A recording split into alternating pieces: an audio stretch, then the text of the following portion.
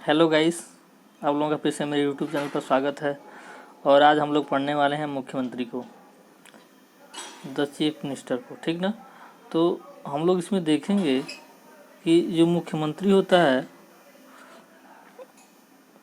उसका दायित्व क्या होता है, उसकी नियुक्ति कैसे होती है, उसकी शक्तियाँ क्या हैं। तो हम लोग इन सबों के बारे में देखेंगे।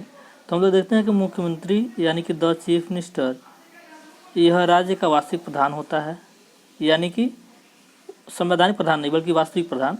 इसे वास्तविक प्रमुख कहते हैं। जो भूमिका केंद्र में प्रधानमंत्री की है वही भूमिका राज्य में मुख्यमंत्री निभाता है। तो हम इससे यह समझते हैं कि यह राज्य में संवैधानिक प्रमुख नहीं होता है बल्कि एक वास्तविक प्रमुख के तौर पर कार्य करता है। साथ साथ हम यह देखते हैं कि जो भूमिका केंद्र में प्रधानमंत्री की होती है वही राज्य में मुख्यमंत्री निभाता है। तो हम आगे देखेंगे कि इनकी क्या क्या शक्तियाँ हैं, इनके क्या क्या कार्य हैं। हम लोग देखते हैं मुख्यमंत्री की जो नियुक्ति होती है वो कैसे होती है, यानी कि appointment of the chief minister. तो हम लोग देखते हैं कि अनुच्छेद 164 में बताया गया है कि मुख्यमंत्री की नियुक्ति राज्यपाल करेगा और अन्य मंत्रियों की नियुक्ति राज्यपाल मुख्यमंत्री की सलाह पर करेगा। तो इसका मतलब यह हुआ कि मुख्यमंत्री की जो नियुक्ति करता है वह राज्यपाल करता है, जबकि अन्य मंत्री भी होते हैं तो अन्य मंत्री की नियुक्ति राज्यपाल मुख्यमंत्री की सलाह पर करता है। साथ साथ हम ये भी देखते हैं कि मुख्यमंत्री की नियुक्ति राज्यपाल करेगा। इस कथन का जो वास्तविक मतलब है, वास्तविक अर्थ है, यह नहीं है कि राज्यपाल अपनी इच्छा से किसी व्यक्ति को मुख्यमंत्री बना सकता है। राज्यपाल अपनी इच्छा से, यहाँ पे कहा गया कि मुख्यमंत्री की नियुक्ति राज्यपाल करेगा, तो यहाँ पर स्पष्टीकरण दिया गया है यह कि राज्यपाल अपनी इच्छा से जिसे चाहे उसे मुख्यमंत्री नहीं बना सकता है, बल्कि विधानसभा चुनाव में किसी भी दल को स्पष्ट बहुमत मिला है तो राज्यपाल के लिए उस दल के नेता को ही मुख्यमंत्री बनाना अनिवार्य है। यानी कि विधानसभा में बहुमत प्राप्त दल के नेता को ही राज्यपाल मुख्यमंत्री बना सकता है।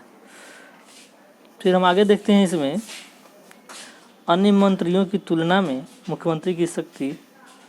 देखते हैं कि मुख्यमंत्री और अन्य मंत्रियों का जो संबंध होता है, अनुच्छेद 164 में स्पष्ट कहा गया है। इनके संबंध के बारे में कहा गया है कि अन्य मंत्रियों की नियुक्ति राज्यपाल मुख्यमंत्री की सलाह पर करेगा तथा मंत्री राज्यपाल के प्रसाद पर्यंत पद धारण करेंगे। इसका मतलब यह हुआ कि राज्यपाल जब चाहे उन्हें पद से हटा सकता है। राज्यपाल के प्रसाद पर्यंत पद धारण करने का मतलब यह है। लेकिन यहाँ पे वास्तविक अर्थ यह है कि इनके प्रसाद का वास्तविक अर्थ मुख्यमंत्री के प्रसाद से है। यानी कि मुख्यमंत्री राज्यपाल को सलाह देता है कि फलाना जो मंत्री है वह अपने कार्यों का अच्छा से निर्वहन नहीं कर रहा है, इसलिए उसे पद से हटा दिया जाना चाहिए। तो राज्यपाल ऐसा करेगा, अपनी मनमानी नहीं कर देगा। यहाँ पे ये जो जानने वाली बात यह है कि अन्य मंत्रियों की जो नियुक्ति होती है राज्यपाल तो करता है, लेकिन किसके सलाह पर? मुख्यमंत्री के सलाह पर। साथ साथ पूछेगा कि राज्यपाल के प्रसाद पर्यंत पद धारण करता है, तो राज्य के जो अन्य मंत्री होते हैं वो। साथ साथ अगर हम बात करें कि वास्तविक प्रसाद का अर्थ है, तो वास्तविक प्रसाद है मुख्यमंत्री का। हम लोग यहाँ पे एक चीज़ और देखते हैं कि मुख्यमंत्री के जो दायित्व हैं, राज्यपाल के संबंध में जो दायित्व है वह अनुच्छेद 167 क के अनुसार मुख्यमंत्री का यह कर्तव्य है कि वह राज्य सरकार के प्रशासन से संबंधित सभी निर्णयों तथा वास्तविक कानूनों की जानकारी राज्यपाल को प्रेषित करे। यानी कि राज्यपाल अगर कहता है कि प्रशासन से संबंधित जो जानकारी है वो हमें आप दो, मुख्यमंत्री से कहता है, तो मुख्यमंत्री अनुच्छेद 167 क के अनुसार उसे वह जानकारी देता है। तो क्या हो गया? राज्यपाल के संबंध में मुख्यमंत्री का क्या ये दायित्व है।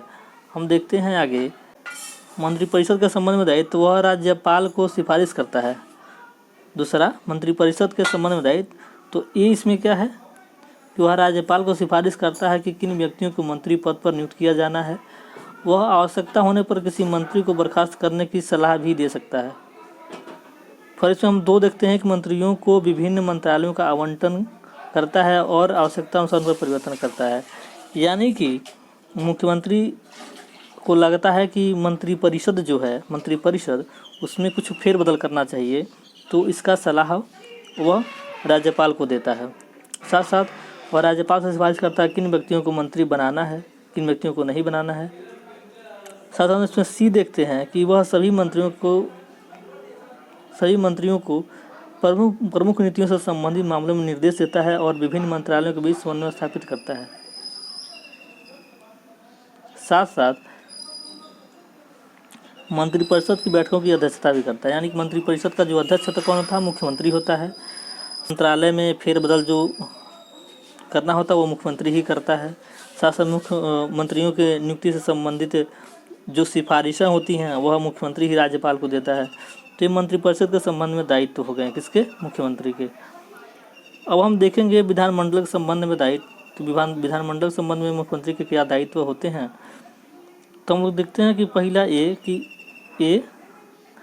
वह राज्यपाल को विभिन्न सत्र आहूत करने तथा सत्रावसान करने की सलाह देता है। क्या देता है, सलाह देता है।